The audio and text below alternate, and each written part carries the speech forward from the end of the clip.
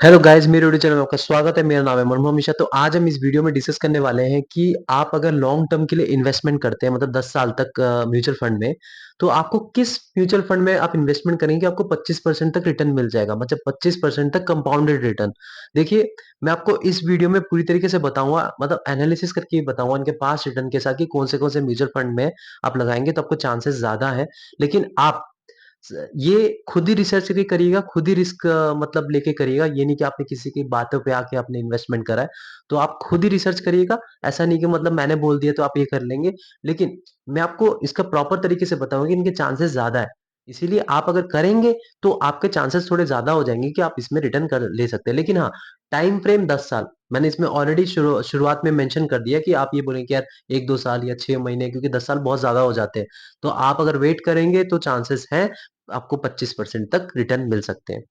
तो सबसे पहले मैं आपको बता दूं, देखिए, जो म्यूचुअल फंड में जो कैटेगरीज होती है ना, मतलब जैसे मैंने आपको बताया फ्लेक्सी कैप कैटेगरी होती है, लार्ज कैप कैटेगरी होती है, आपका इंडेक्स फंड होता है, आपका क्या नाम है, मिड कैप फंड होता है, आपका स्मॉल कैप फंड होता है। तो इसमें 25% तक रिटर्न कोई दे सकता है ना, वो सिर्फ स्मॉल कैप फंड ही दे सकता है। कुछ कुछ हद तक चांस है कि यार मिड कैप फंड दे सके, लेकिन स्मॉल कैप फंड के ज्यादातर चांसेस रहते हैं, क्योंकि स्मॉल कैप फंड होते हैं वो छोटी कंपनीज होती है। तो उसमें उनमें पोटेंशियल बहुत ज्यादा हाई होता है। और मैं आपको बता रहा हूँ, अगले 10 से 20 साल तक ना स्मॉल कैप फंड में पोटेंशियल बहुत ज्यादा हाई है। क्योंकि रीजन ये है, क्योंकि जो इंडिया है ना वो डेवलपिंग नेशन है। यहाँ पे अभी इतनी अच्छी खासी कंपनीज की तरक्की नहीं हुई है। जब ये डेवलप नेशन हो जाएगा ना, तब स्मॉल कैप फंड थोड़े कम रिटर्न देते हैं। लेकिन अब जो इंडिया में है वो अभी डेवलपिंग नेशन है, तो स्मॉल कैप फंड की पोटेंशियल बहुत हाई है। अगर आप देखेंगे जो डेवलप्ड नेशन जैसे यूएसए हो गया, आपका ब्रिटेन हो गया, जो यूरोपियन कंट्रीज हो गया, तो उनमें स्मॉल कैप फंड इतने अच्छा खासा रिटर्न नहीं दे पाते जितना इंडिया में पोटेंशियल है। तो मैं आपको इस फंड में ज्यादा हम टाइम वेस्ट नहीं करेंगे, तो अब मैं आपको फंड के बारे में थोड़ा बता देता हूँ। तो सबसे पहले मैं आपको बता दिया कि स्मॉल कैप फंड के बारे में बताऊंगा, क्योंकि उसी में ही पोटेंशियल है जो आपको 25% तक रिटर्न दे सके। तो सबसे पहले मैं आपको बताऊंगा तो वो है एक्सिस स्मॉल कैप फंड। अगर आप एक्सिस स्मॉल कैप फंड देखेंगे तो इसने रिस्क और रिटर्न दोनों को मतलब एकदम एवरेज आउट कर रखा है। मतलब 25% तक तो इसने 10 साल तक रिटर्न दिए। अगर मैं देखूं 10 साल तक इसका जो रिटर्न है 25% तक है। तो 25% तक इसने रिटर्न दे रखे हैं। और इसने रिस्क और रिटर्न को कैसे एवरेज आउट कर रखा है पता है आपको? मतलब इसने क्या कर रखा है, कुछ अपना मतलब 30 से 40% जो अपना पोर्टफोलियो है उसमें मिड कैप फंड डाल रखे हैं। तो उसमें क्या होता है कि थोड़ा सा रिस्क कम हो जाता है, क्योंकि अपने मिड कैप कंपनीज डाल रखी है, मतलब बीच लेवल की कंपनीज। और उसमें से बाकी के जो है वो स्मॉल कैप फंड डाल रखे हैं, और मेरे ख्याल से कुछ 10% तक लार्ज कैप फंड भी डाल रखे हैं, मतलब बड़ी कंपनीज के फंड भी है। तो इसने अच्छा खासा रिस्क और रिटर्न को एडजस्ट करके बहुत ही अच्छा खासा रिटर्न दे रखा है।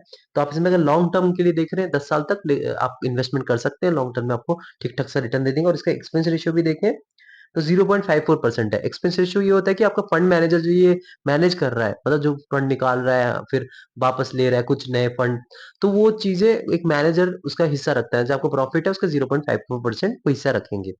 तब इसमें कर सकते हैं। 10 साल का अगर देखेंगे तो बहुत ही अच्छा खासा इसने रिटर्न दे रखा है। लेकिन हाँ, आप खुद रिसर्च करके करिएगा, क्योंकि देखिए पास्ट रिटर्न फ्यूचर रिटर्न दोनों गारंटी नहीं होते। पास्ट रिटर्न में हम सोचेंगे 25% दिया तो फ्यूचर में भी ये देगा, ऐसा नहीं होता। फ्यूचर में कुछ भी हो सकता है, क्योंकि ये सब्जेक्ट टू मार्केट रिस्क है, क्योंकि ये स्टॉक्स के साथ कनेक्टेड है। लेकिन फिर भी चांसेस है, क्योंकि स्मॉल कैप फंड है, मैंने आपको बता रहा कि इसी में ही अगर आप 25% तक गेन कर सकते हैं तो अब इसी से ही कर सकते हैं। सबसे पहले हो गया एक्सिस स्मॉल कैप फंड। अब सेकंड जो हो गया वो हो गया कोटक स्मॉल कैप फंड। तो कोटक स्मॉल कैप फंड का अगर देखिए तो इसका जो रिस्क है वो एवरेज है। मतलब आप मत समझिए कि यार ये बहुत कम रिस्की है, बहुत ज्यादा रिस्की है। तो ये ना तो ज्यादा रिस्की है ना तो कम रिस्की है। इसने भी अपना मिड कैप का एलोकेशन ले रखा है। अब देखिए, स्मॉल कैप फंड का तो एलोकेशन है ही, लेकिन मिड कैप का भी इसने ले रखा है। और इसका रिटर्न देखिए पिछले 10 साल में, तो इसका रिटर्न जो है वो 21% तक रिटर्न है। मतलब 4% आपका एक्सपेक्टेड से कम है, लेकिन फिर भी हम ये कंसिडर कर रहे हैं, क्योंकि मैं आपको बता रहा हूँ, क्योंकि ये थोड़ा मुश्किल हो जाता है लॉन्ग रन में। मतलब 10 साल का अगर आप टाइम फ्रेम लेंगे तो आपको, और मैं आपको बता रहा हूँ 21-22% भी कम नहीं होते हैं। तो इसलिए मैं सेकंड में इसलिए रखता हूँ कोटक स्मॉल कैप फंड में, क्योंकि देखिए रिस्क थोड़ा कम ले रहा है, रिस्क और रिटर्न भी थोड़ा अच्छा खासा दे रहा है। रिस्क को एवरेज ले रहा है, मतलब ये नहीं कि बहुत ज्यादा ले रहा है, एवरेज इसने रिस्क ले रखा है और आपको रिटर्न अच्छा दे रखा है। और इसका अगर एक्सपेंस रेशियो देखे तो वो 0.43 है। एक्सिस का था 0.54, तो ये भी ठीक ठाक है। इसके फंड मैनेजर भी एक्सपीरियंस्ड है। अब थर्ड पे जो आएगा वो है एसबीआई स्मॉल कैप फंड। तो एसबीआई स्मॉल कैप फंड का जो रिस्क है ना, ये बहुत ही कम रिस्क लेता है और रिटर्न आपको ठीक-ठाक देता है। इसने मिड कैप भी एलोकेट कर रखा है अपने मतलब पोर्टफोलियो में बहुत अच्छा खासा इसने मिड कैप एलोकेशंस है इनमें। तो अगर आपका टाइम फ्रेम 10 साल का है, तो आप इसमें भी इन्वेस्टमेंट कर सकते हैं। आप इसका ऑल टाइम अगर देखें तो इसने 26% तक रिटर्न दे रखा है। तो आप देख सकते हैं कितना अच्छा खासा रिटर्न है 26% तक। अगर आप 10 साल तक वेट करेंगे तो इसमें 26% तक रिटर्न मिल रखा है। 2013 में आया था, 2024 तक इसने 26% तक कंपाउंडेड रिटर्न दे रखा है। तो फ्यूचर में इतना दे सकता है, इसकी कोई गारंटी नहीं है, लेकिन ये टॉप फंड में माना जाता है। आप इसमें इन्वेस्टमेंट अपना रिसर्च करके कर सकते हैं। तीसरा हो गया, अब मैंने आपको बता दिया एसबीआई स्मॉल कैप फंड। अब चौथा जो हो गया वो हो गया ICICI prudential small cap fund. ये बेसिकली बहुत ज्यादा रिस्की है, मैं आपको बता रहा हूँ। इसका रिटर्न भी इतना वो नहीं है, और आप अगर रिस्की देखा जाए तो इसका रिटर्न जो है वो 19% तक रिटर्न आपको देता है, और थोड़ा रिस्की ये बहुत ज्यादा हो जाता है। तो मेरा सजेशन रहेगा कि आप ये चौथा जो टॉप फंड है, ये टॉप फंड इसीलिए माना गया है इसमें क्योंकि ऑलरेडी 10 साल से चलता आ रहा है। क्योंकि अभी जो नए नए फंड्स आ रहे हैं जैसे कैनरा रोबेको हो गया, बैंक ऑफ इंडिया हो गया, उसके उनमें भी पोटेंशियल बहुत ज्यादा है, लेकिन वो भी 3 साल का फंड है। तो उस वो भी आप उसमें भी रिसर्च करके इन्वेस्टमेंट कर सकते हैं, क्योंकि वो जो कैनरा रोबेको को मैंने बताया स्मॉल कैप फंड, और क्या नाम है, bank of India small cap fund, वो आपको अच्छा खासा रिटर्न देंगे। क्योंकि अभी सिर्फ 2 से 3 साल ही हुआ है, तो इसीलिए उनका जो रिटर्न है अभी थोड़ा आपको मतलब अभी भी इनको कंपेयर करना भी थोड़ा पॉजिटिव नहीं, मतलब ठीक नहीं रहेगा। हाँ, उसमें भी 3 साल में आपको 30 से 35% तक रिटर्न दिखेंगे, लेकिन आप अभी इनको कंपेयर करेंगे यार, ये 10 साल का टाइम फ्रेम है, तो इसलिए थोड़ा ठीक नहीं होगा। ये हो गया चौथा के बारे में मैंने बता दिया, और पांचवा आपका हो गया एचडीएफसी स्मॉल कैप फंड। तो एचडीएफसी स्मॉल कैप फंड में अगर आप 10 साल का रिटर्न देखें तो 22% के करीब रिटर्न है।